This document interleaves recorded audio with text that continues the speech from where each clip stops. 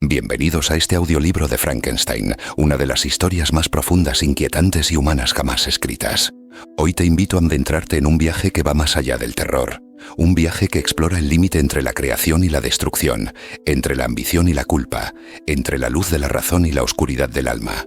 Acompáñame a través de estas páginas inmortales mientras seguimos los pasos del Dr. Victor Frankenstein, un joven científico cuyo deseo de descubrir los secretos de la vida lo conducirá a un destino que jamás pudo imaginar. Y escuchemos también la voz de su criatura, un ser nacido del genio y condenado por la soledad. Si disfrutas este audiolibro, te invito a apoyar el proyecto con un me gusta, un comentario o compartiéndolo con alguien que ame la literatura clásica tanto como tú. Tu apoyo es lo que permite que historias como esta sigan cobrando vida con nuevas voces, nuevas emociones y nuevas interpretaciones. Prepárate. La tormenta se acerca.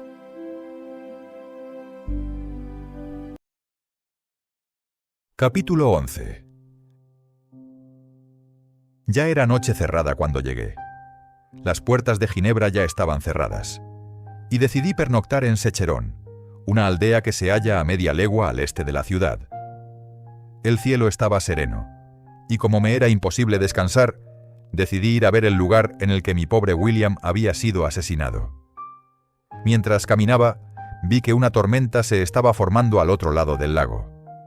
Vi cómo los rayos trazaban bellísimas figuras y subí a una colina desde la que podía ver cómo centelleaban. La tormenta avanzó hacia donde yo me encontraba, y pronto pude sentir cómo poco a poco iba cayendo la lluvia, al principio con gruesas gotas, aunque enseguida se desató con furiosa violencia. Me levanté y caminé, aunque la oscuridad y la tormenta se hacían más intensas a cada instante, y los truenos estallaban con un terrorífico estrépito. Se oían los ecos en la Salève, en el Jura y en los Alpes de Saboya. Violentos destellos de rayos me cegaban los ojos e iluminaban el lago. Entonces, durante un instante, todo parecía quedar sumido en la oscuridad, hasta que el ojo se recobraba del destello anterior. La tormenta, como sucede a menudo en Suiza, apareció en varios lugares del cielo a un tiempo. La parte más violenta se encontraba exactamente al norte de la ciudad, sobre la parte del lago que se extiende entre el promontorio de Bellerive y el pueblo de Coppet. Otra tormenta iluminaba el Jura con débiles destellos, y otra oscurecía y a veces descubría la Mole, una montaña escarpada situada al este del lago. Mientras iba observando la tormenta, tan hermosa y sin embargo tan aterradora, continué caminando con paso apresurado. Aquella noble batalla en los cielos elevaba mi espíritu. Cerré los puños y exclamé a gritos: «William, mi querido ángel, este es tu funeral, esta es tu elegía». Cuando pronuncié esas palabras, entreví en la oscuridad una figura que se ocultó tras un grupo de árboles que había cerca. Permanecí observando fijamente, intentando divisar algo. Seguro que no me había equivocado. El fulgor de un rayo iluminó aquello y me descubrió su gigantesca figura, y la deformidad de su aspecto, más espantosa que cualquier cosa humana, me confirmaron quién era. Era el engendro, el repulsivo demonio al que yo había dado vida. ¿Qué hacía allí? ¿Podría ser él el asesino de mi hermano? La simple idea me estremecía. Apenas esa sospecha cruzó mi imaginación, llegué a la conclusión de que era completamente cierta. Mis dientes castañetearon y me vi obligado a recostarme contra un árbol para mantenerme en pie. La figura pasó rápidamente frente a mí y la volví a perder en la oscuridad. Así que él era el asesino. Nada que tuviera forma humana podría haber destruido la vida de aquel precioso niño. Él era el asesino. No tenía ninguna duda. La simple existencia de aquella idea era una prueba irrefutable de los hechos. Pensé en perseguir a aquel demonio, pero habría sido en vano, porque otro relámpago lo iluminó y lo pude ver encaramándose entre las rocas de la pendiente casi perpendicular del monte Salève. Enseguida alcanzó la cumbre y desapareció. Permanecí inmóvil. Los truenos cesaron, pero la lluvia aún continuó cayendo, y la escena quedó envuelta en una impenetrable oscuridad. Volví a pensar una vez más en los acontecimientos que, hasta ese momento, solo había intentado obviar, Todos los pasos que di hasta completar mi creación, el resultado del trabajo de mis propias manos, vivo y junto a mi cama, y su desaparición. Casi habían transcurrido 2 años desde la noche en la que se le dio la vida, ¿y aquel había sido su primer crimen? Dios mío, había arrojado al mundo a un engendro depravado cuyo único placer era el asesinato y el crimen, porque ¿acaso no había asesinado a mi hermano? Nadie puede imaginar la angustia que viví durante el resto de la noche, que pasé helado y empapado a la intemperie. Pero no sentía las inclemencias del tiempo. Mi imaginación estaba demasiado ocupada en escenas de maldad y desesperación. Pensé en el ser a quien había arrojado en medio de la humanidad y a quien había dotado de voluntad y de poder para ejecutar sus horrorosos proyectos, como aquel que había llevado a cabo, casi como si fuera mi propio vampiro, mi propio espíritu liberado de la tumba y obligado a destruir a todos aquellos que yo amaba. Amaneció y dirigí mis pasos hacia la ciudad. Las puertas estaban abiertas y me encaminé hacia la casa de mi padre. Mi primera idea fue comunicar a todo el mundo lo que sabía del asesino y proponer que se organizara una persecución inmediata. Pero me contuve cuando pensé en la historia que tendría que contar. Me había encontrado a medianoche en los precipicios de una montaña inaccesible con un ser al que yo mismo había creado y al que había dotado de vida. La historia era de todo punto inconcebible, y sabía bien que si cualquier otro me la hubiera contado a mí, la habría considerado como el producto enloquecido de un delirio. Además, la extraña naturaleza de la bestia conseguiría eludir la persecución, aun cuando yo consiguiera que me creyeran y los convenciera para que la pusieran en marcha. Además, ¿de qué serviría una persecución? ¿Quién podría arrestar a una criatura capaz de escalar las paredes verticales del monte Salev? Estas ideas me convencieron y decidí guardar silencio. Eran alrededor de las 5 de la mañana cuando entré en casa de mi padre.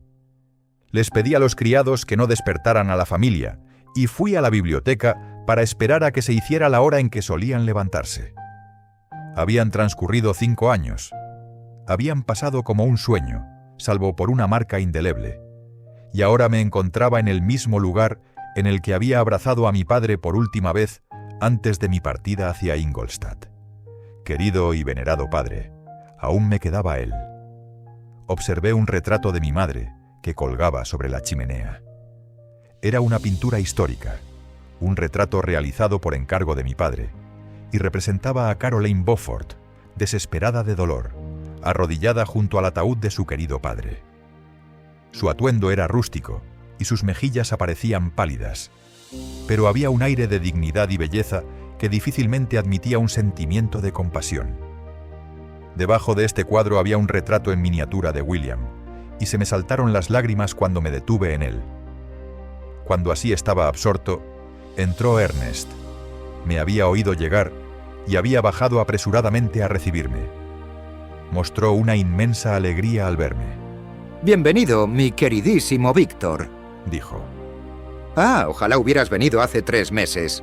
Entonces nos habrías encontrado a todos alegres y contentos.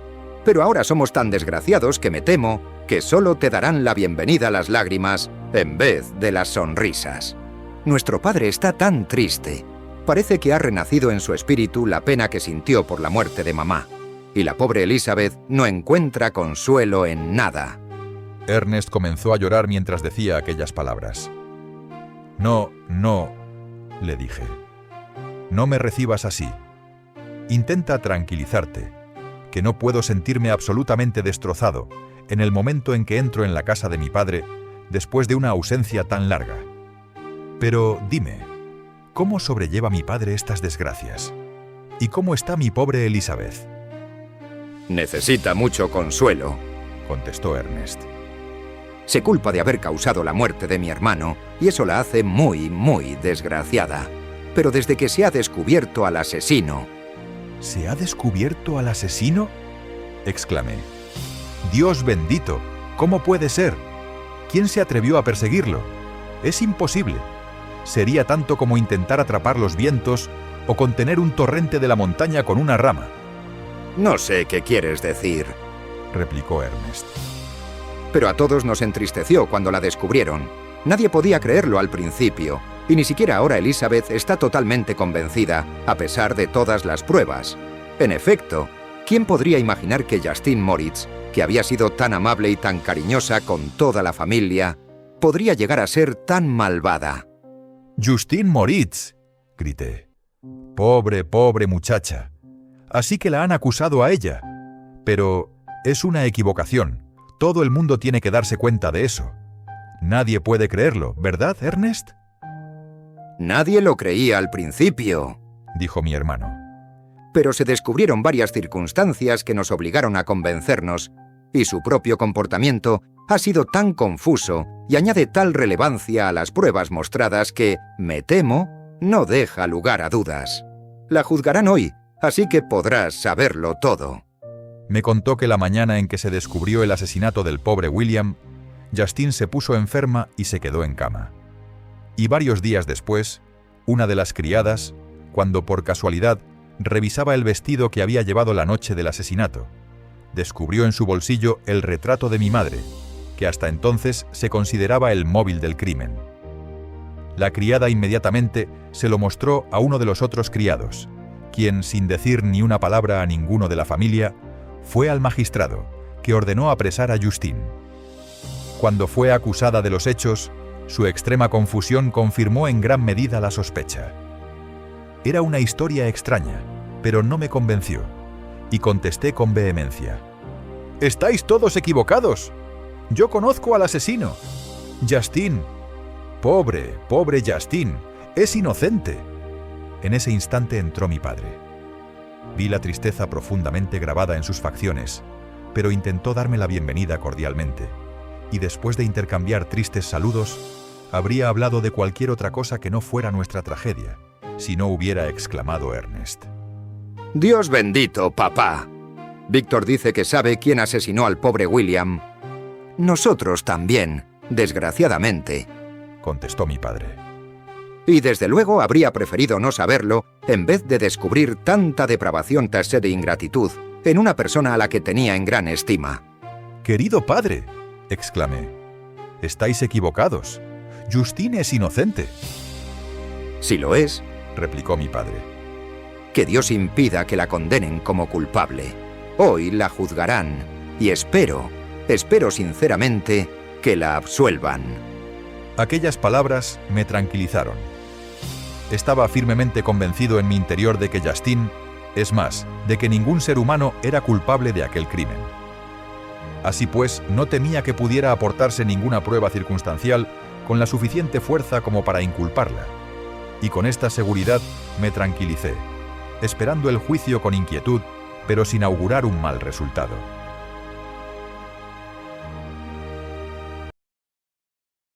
Capítulo 12.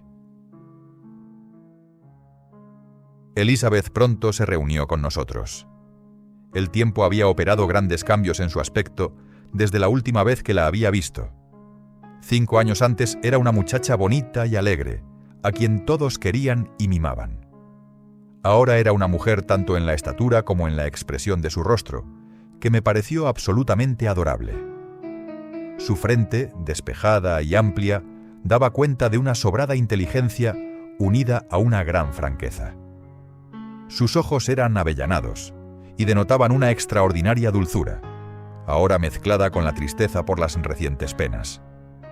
Sus cabellos tenían un oscuro color castaño rojizo. Su tez era blanca y su figura ligera y graciosa.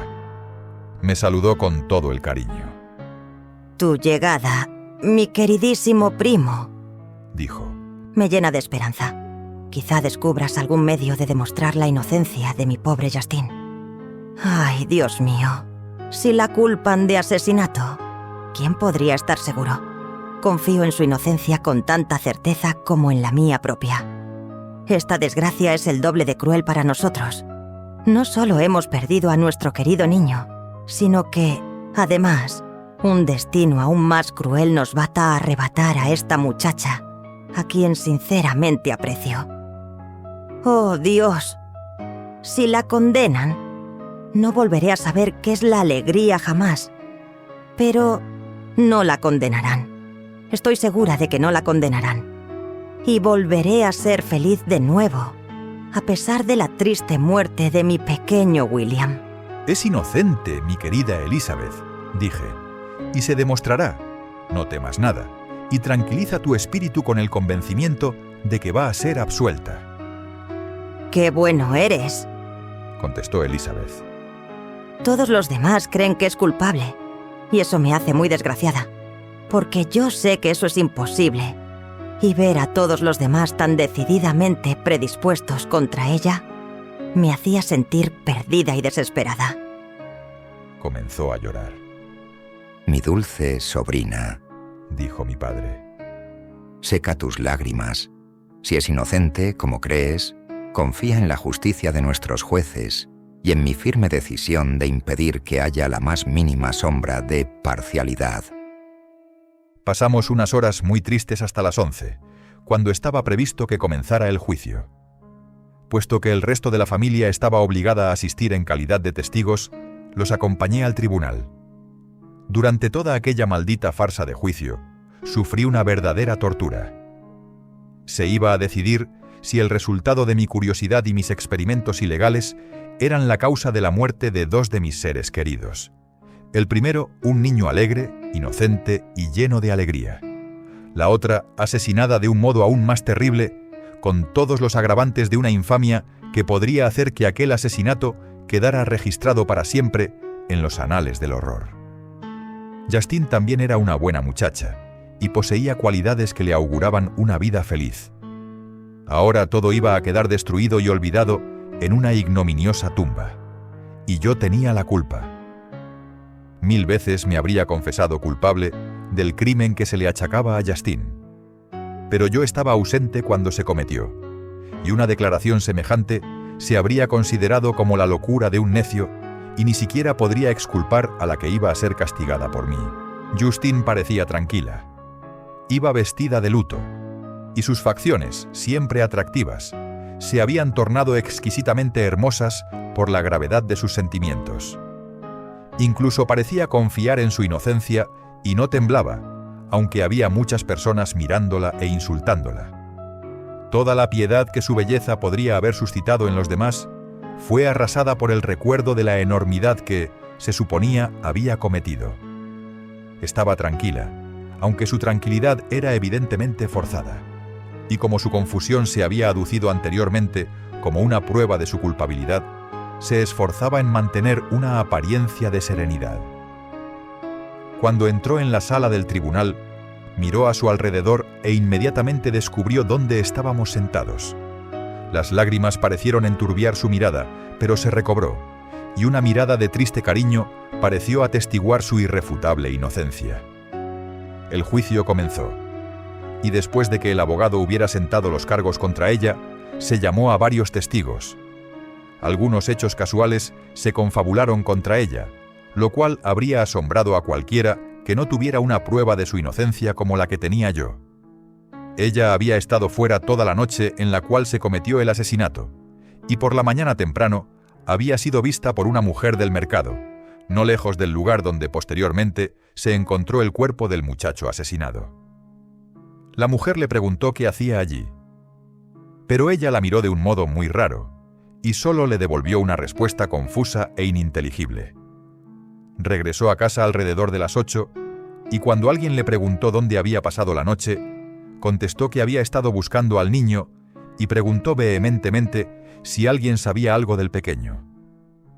Cuando trajeron el cuerpo a la casa, sufrió un violento ataque de histeria y tuvo que guardar cama durante varios días. Entonces se mostró públicamente el retrato que la criada había encontrado en su bolsillo, y un murmullo de indignación y horror recorrió la sala del tribunal cuando Elizabeth, con voz temblorosa, admitió que era el mismo que había puesto en el cuello del niño 1 hora antes de que se le echara en falta. Se llamó entonces a Justine para que se defendiera. A medida que se había desarrollado el juicio, su rostro se había ido alterando. La sorpresa, el horror y el dolor se hacían ahora muy evidentes. A veces luchaba contra sus lágrimas, pero cuando se le pidió que hablara, hizo acopio de todas sus fuerzas y habló en un tono audible aunque con voz temblorosa. Dios sabe que soy absolutamente inocente, dijo. pero no espero que me absuelvan por lo que vaya a decir aquí. Baso mi inocencia en la simple explicación de los hechos que se aducen contra mí. Y espero que la reputación de la que siempre he gozado incline a mis jueces a una interpretación favorable allí donde alguna circunstancia aparezca como dudosa o sospechosa. Entonces explicó que, con permiso de Elizabeth, había pasado aquella tarde, cuando se perpetró el crimen, en casa de una tía que vive en Shen, una aldea que se encuentra aproximadamente a 1 legua de Ginebra. Cuando volvía, alrededor de las 9, se encontró con un hombre que le preguntó si había visto al niño que se había perdido. Aquello la asustó y pasó varias horas buscándolo. Entonces cerraron las puertas de Ginebra y se vio obligada a permanecer varias horas de la noche en una granja. Pero incapaz de descansar o dormir, se levantó muy pronto para volver a buscar a mi hermano. Si había llegado cerca del lugar en el que yacía el cuerpo, fue sin saberlo.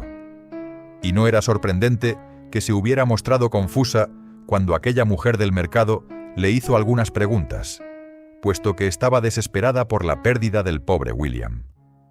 Respecto al retrato en miniatura, no podía dar ninguna explicación. Ya sé cuán grave y fatalmente pesa esta circunstancia concreta contra mí, añadió la infeliz. pero no puedo explicarlo. He confesado mi absoluta ignorancia al respecto, y solo me resta hacer suposiciones respecto a las razones por las cuales se colocó ese objeto en mi bolsillo. Pero también aquí tengo que detenerme. Creo que no tengo ningún enemigo en el mundo. Y con seguridad, ninguno que pudiera haber sido tan malvado como para destruirme tan gratuitamente. ¿Lo puso el asesino ahí? No tengo conciencia de haberle dado ninguna oportunidad para que lo hiciera. Y si ciertamente le ofrecí sin querer esa oportunidad, ¿por qué habría robado la joya el asesino si pensaba desprenderse de ella tan pronto? Pongo mi causa en manos de la justicia de los jueces, aunque comprendo que no hay lugar para la esperanza, y ruego que se permita que se pregunte a algunos testigos respecto a mi carácter. Y si sus testimonios no prevalecen sobre mi supuesta culpabilidad, tendré que ser condenada, aunque yo preferiría fundar mis esperanzas de salvación en mi inocencia. Fueron citados varios testigos que la habían conocido desde hacía muchos años, y todos hablaron bien de ella. Pero el temor y la aversión por el crimen del cual la creían culpable los tornó temerosos y poco vehementes. Elizabeth vio que incluso este último recurso, su disposición y su conducta excelentes e irreprochables, también iba a fallarle a la acusada, y entonces, aunque terriblemente nerviosa, pidió permiso para hablar. Soy, dijo, la prima del infeliz niño que fue asesinado. O más bien, su hermana, porque fui educada por sus padres y viví con ellos desde mucho antes, incluso de que él naciera. Así que tal vez se considere improcedente que declare aquí.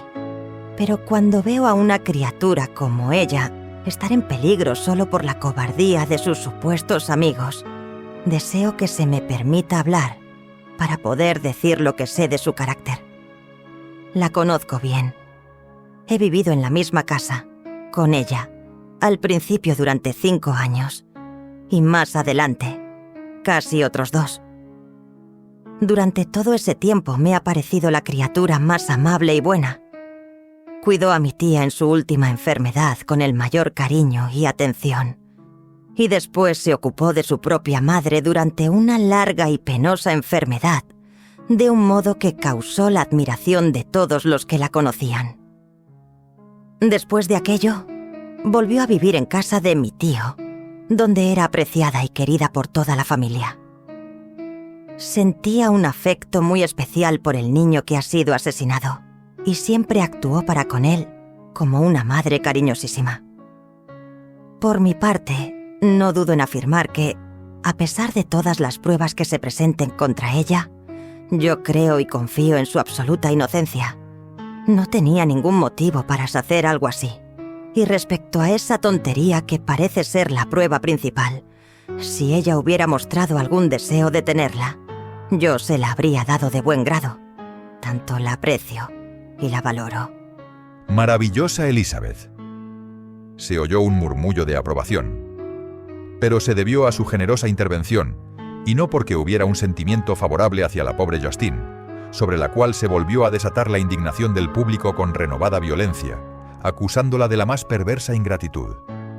Ella lloraba mientras Elizabeth hablaba, pero no dijo nada. Mi nerviosismo y mi angustia fueron indescriptibles durante todo el juicio. Yo creía que era inocente, lo sabía. ¿Acaso el monstruo que había matado a mi hermano, no me cabía la menor duda, en su infernal juego, había entregado a aquella muchacha inocente a la muerte y a la ignominia? No podía soportar el horror de la situación, y cuando vi que la opinión pública y el rostro de los jueces ya habían condenado a mi infeliz víctima, abandoné la sala angustiado. Los sufrimientos de la acusada no eran comparables con los míos. Ella se apoyaba en la inocencia, pero a mí las garras del remordimiento me desgarraban el pecho. Pasé una noche absolutamente miserable. Por la mañana volví al tribunal. Tenía los labios y la garganta ardiendo. No me atrevía a lanzar la maldita pregunta, pero me conocían, y el oficial imaginó la razón de mi visita.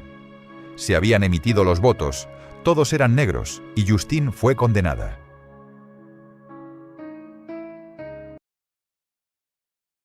Capítulo 13. Ni siquiera puedo intentar describir lo que sentí entonces.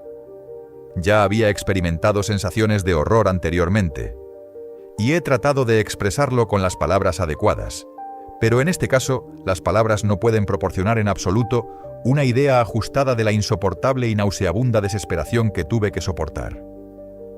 La persona a la que yo me había dirigido también añadió que Justine ya había confesado su culpabilidad.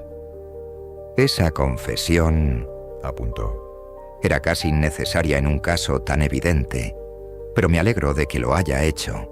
Y es más, a ninguno de nuestros jueces le gusta condenar a un criminal basándose en pruebas circunstanciales, aunque sean tan decisivas como en este caso. Cuando regresé a casa, Elizabeth me pidió con ansiedad que le dijera cuál era el resultado. «Prima mía», contesté, «se ha decidido lo que imaginas. Todos los jueces prefieren que 10 inocentes sean castigados antes que permitir que un culpable pueda escapar.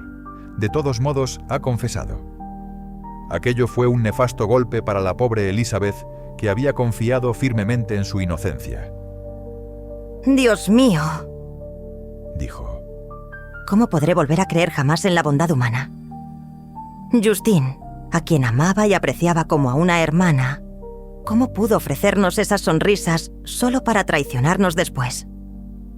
Sus dulces ojos parecían incapaces de enfadarse o estar de mal humor y, sin embargo, ha cometido un asesinato».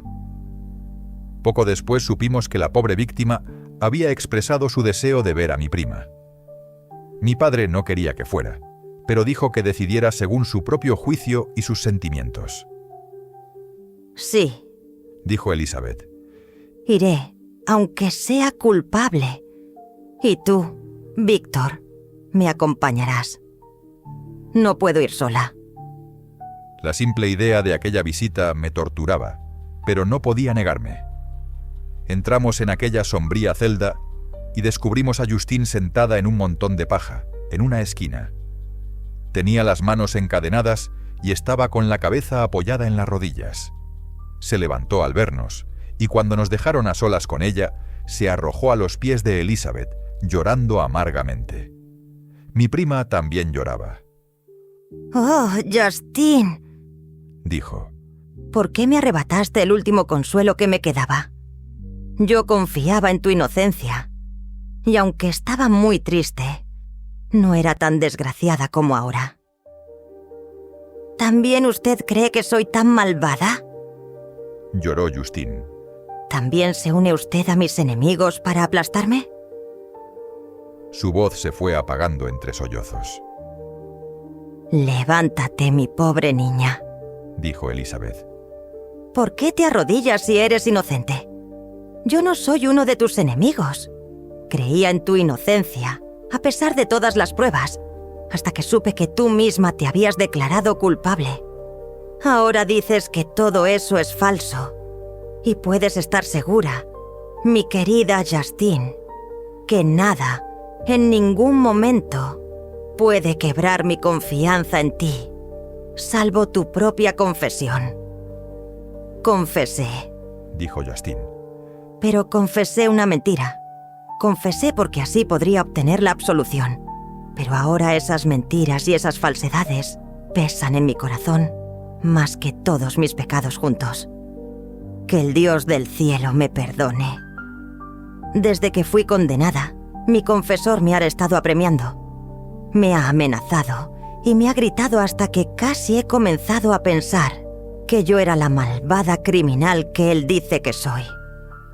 Me ha amenazado con la excomunión y con las llamas del infierno si persistía en mi obstinación. Mi querida señorita, no tenía nadie que me ayudara. Todos me miraban como un maldito monstruo destinado a la ignominia y la perdición. ¿Qué podía hacer? En un momento de debilidad, firmé una mentira, y ahora solo yo me siento verdaderamente miserable. Se detuvo, llorando, y luego prosiguió. Pensé horrorizada, mi querida señorita, que usted creería que su Justine, a quien su bendita tía había honrado tanto con su aprecio y a quien usted tanto amaba, era un monstruo capaz de un crimen que nadie, salvo el mismísimo demonio, podría haber perpetrado.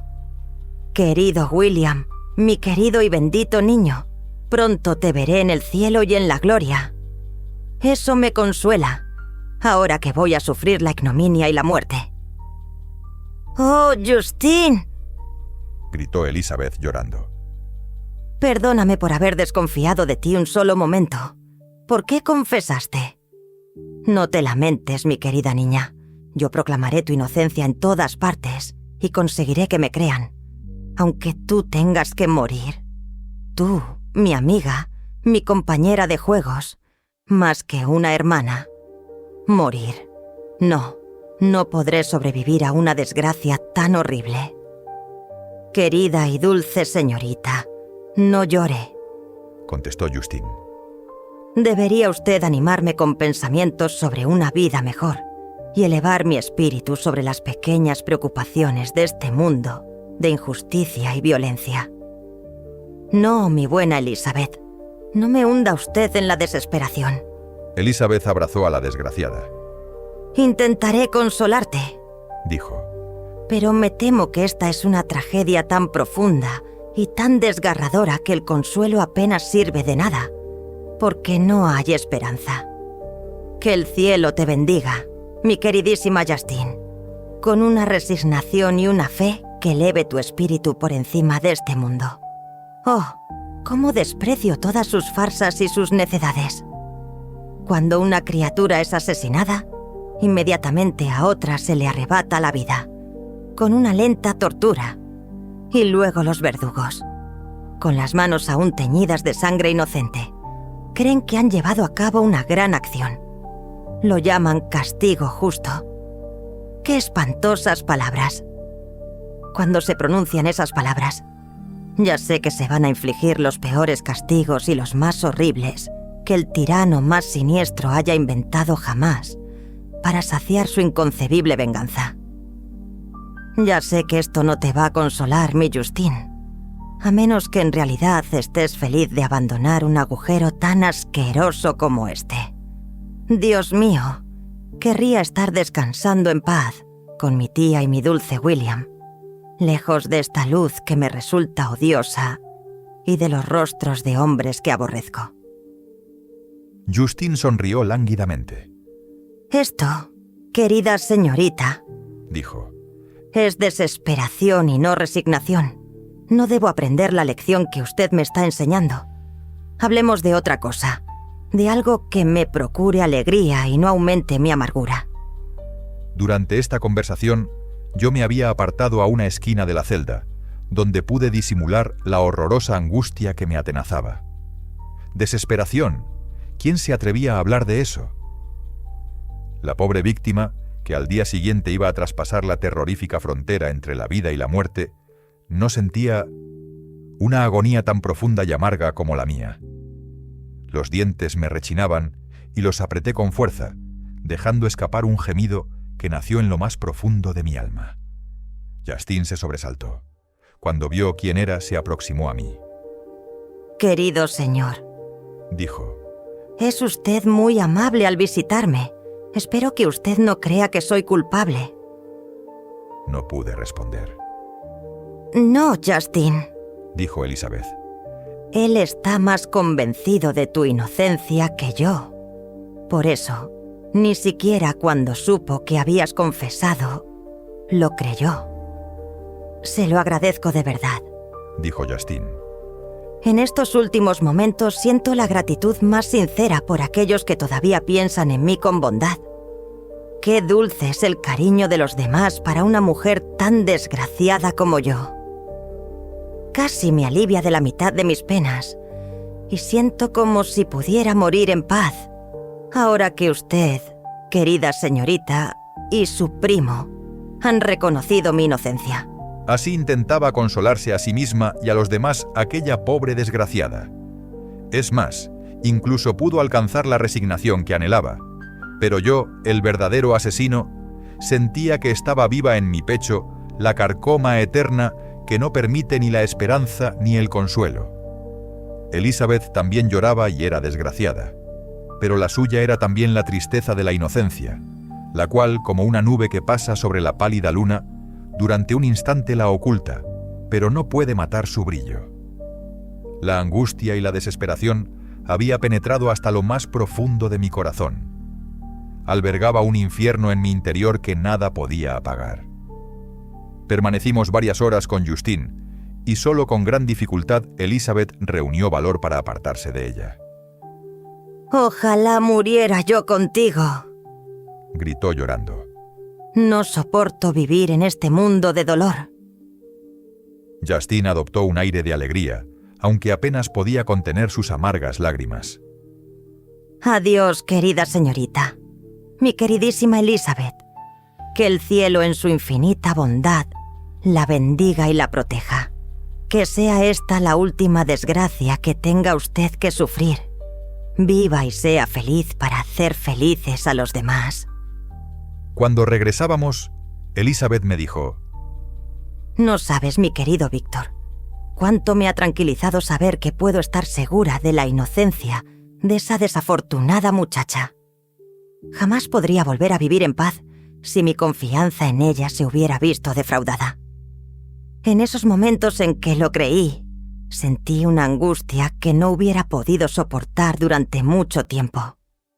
Ahora mi corazón se siente aliviado. La inocente sufre, pero aquella a quien yo consideraba amable y buena no es una malvada, y eso me consuela. Mi dulce prima.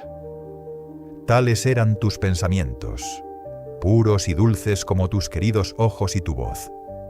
Pero yo era un monstruo, y nadie jamás podría concebir la amargura que sufrí entonces.